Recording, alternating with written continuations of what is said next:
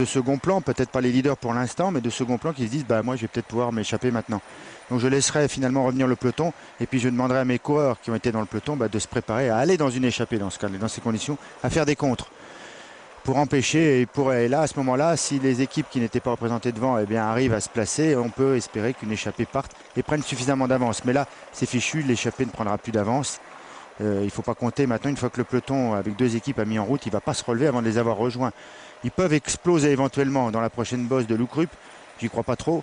Et puis c'est quand même pas très loin du Tourmalet, donc je crois que là il vaudrait mieux dans cette échappée ne plus participer, la laisser mourir tranquillement et puis retenter quelque chose de derrière.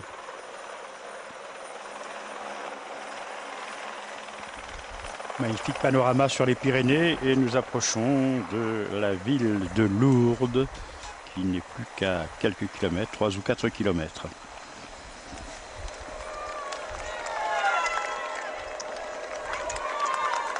La barrière sous la minute traversée. On va pas passer dans le centre de Lourdes, hein. On va effleurer pas sur le Lourdes, côté. Hein. Ouais, on va passer devant le stade par contre. On va pas s'arrêter à la grotte, hein, ça rassure. Non. Mais on verra certainement, Jean-Maurice nous la montrera, la belle basilique Notre-Dame du Rosaire. Et sans doute le château fort de Lourdes également. Et les 1000 rames travaillent. Et si on voit, on le verra forcément. Et les Garmin Chipotle travaillent pour Christian Van de Velde.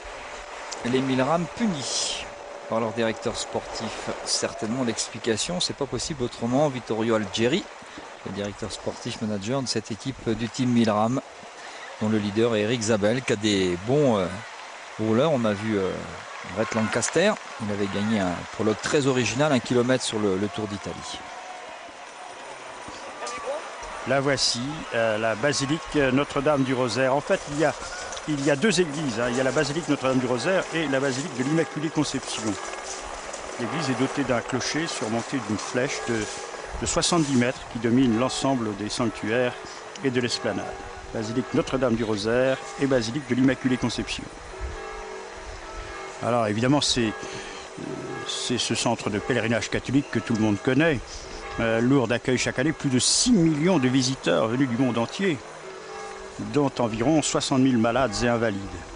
Depuis le 8 décembre 2007 jusqu'au 8 décembre 2008, Lourdes fête le 150e anniversaire des apparitions et 10 millions de pèlerins sont attendus, dont la visite du pape Benoît XVI en septembre de cette année. Vous voyez, vous apercevez également tout à côté le Gave de Pau. Derrière les deux églises ici, vous avez la grotte de Massabielle, donc en bordure de ce Gave du Pau. En 1862, les apparitions ont été reconnues officiellement par Monseigneur Laurens. On ne va sans doute pas apercevoir la grotte, c'est trop difficile d'accès. Un petit peu là à droite, là, en bas à droite, elle est là, la grotte. On la voit la grotte là. Oui, vous la voyez? Là en bas, en dessous là, dans les arbres. Vous la voyez? Ouais, on la voyait là. On voyait un endroit un peu plus sombre. Un petit peu, oui. Voilà, dans le renfoncement. Si Oui, exact. Voilà. Exact, là on l'aperçoit. Voilà, en fait, on voit les gens font le tour, font la queue par la droite, par le bas de l'écran et ressortent par le haut. Voilà. Ils vont chercher de l'eau. Et voilà, on la voit, la voilà maintenant. Et en 1862, ces apparitions ont été reconnues officiellement par Monseigneur Laurens, évêque de Tarbes, et les travaux des sanctuaires ont commencé la même année. Ah, voilà, on aperçoit la grotte là. Formidable travail de nos hélicoptères, hein. Franchement, ah oui, que ce soit les pilotes, que ce soit la caméra. Il fallait pouvoir la montrer. Ah, extraordinaire, bravo. Salut Franck Aresti, Eric Vessière, extraordinaire travail là de Julian Dean des Garmin Chipotle du 1000 rames, enfin de l'équipe 1000 rames. Énorme travail, ça roule vite, attention prudence, on montre ça avec un petit signe de la main, virage à l'envers bien sûr, ça peut faire mal. Et l'écart est à 45 secondes, hein, simplement. Oui. On traverse Lourdes. Oui, on passe pas dans le centre-ville, mais pas loin. Hein. Pas loin. Pas loin. Oui, parce que là finalement on aurait pu prendre à gauche et traverser. C'est quasiment impossible avec les ponts et tout, c'est pas facile. Non, justement, il serait passé tout droit, enfin quasiment tout droit, on sortait plus rapidement de Pau. Non, ça va pas aujourd'hui. Ça va pas du tout. Ouais, 14 juillet. Ça va pas du tout. Tiens, là, Thierry, nous avons le château fort de Lourdes. qui est placée stratégiquement à l'entrée des 7 vallées du Lavedan. Et aujourd'hui, les vestiges les plus anciens remontent au 11e, 12e siècle et constituent les fondations des actuelles fortifications. Le donjon sera quant à lui du 14e siècle.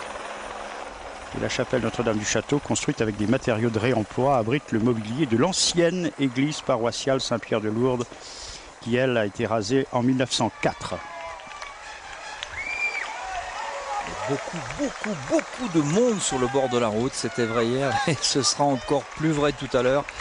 Attendez.